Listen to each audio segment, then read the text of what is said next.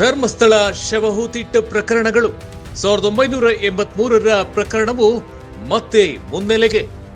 ಬೆಳ್ತಂಗಡಿ ಪೊಲೀಸರ ಕರ್ತವ್ಯ ಲೋಪದ ಬಗ್ಗೆ ಖ್ಯಾತ ವಕೀಲರಾದ ಕೆವಿ ಧನಂಜಯ್ ಆರೋಪ.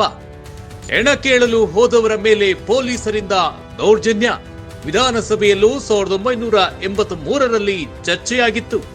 ಈ ಎಲ್ಲ ಪ್ರಕರಣಗಳನ್ನ ಎಸ್ಐಟಿ ತನಿಖೆ ಮಾಡುತ್ತಾ ದಾಖಲೆಗಳ ಸಮೇತ ಸುಪ್ರೀಂ ಕೋರ್ಟ್ಗೆ ವಕೀಲರಿಂದ ಪತ್ರ.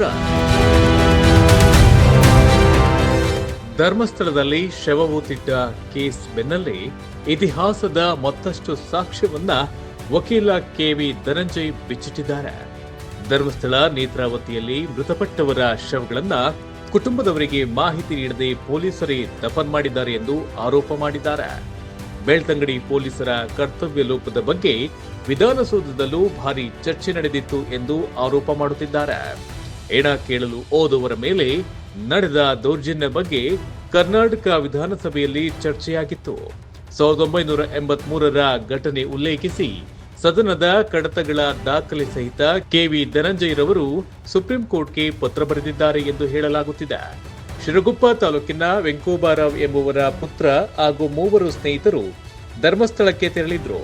ಅಲ್ಲಿ ನೇತ್ರಾವತಿಯಲ್ಲಿ ಸ್ನಾನಕ್ಕೆ ಇಳಿದಾಗ ವೆಂಕೋಬರಾವ್ ಪುತ್ರ ಹಾಗೂ ಇನ್ನೊಬ್ಬ ಸಾವು ಕಂಡಿದ್ರು.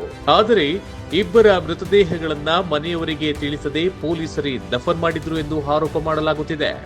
ತಿಂಗಳ ಬಳಿಕ ವಿಷಯ ತಿಳಿದು ಠಾಣೆಗೆ ಬಂದ ವೆಂಕೋಬರಾವ್ ಮೇಲೆ ಪೊಲೀಸರು ದೌರ್ಜನ್ಯ ಮಾಡಿದ್ದರು ಎಂದು ಹೇಳಲಾಗುತ್ತಿದೆ. 1983ರ ಆಗಸ್ಟ್ 31ರಂದು ಕರ್ನಾಟಕ ವಿಧಾನಸಭೆಯಲ್ಲಿ ಈ ಬಗ್ಗೆ ಚರ್ಚೆ ಕೂಡ ಆಗಿತ್ತು.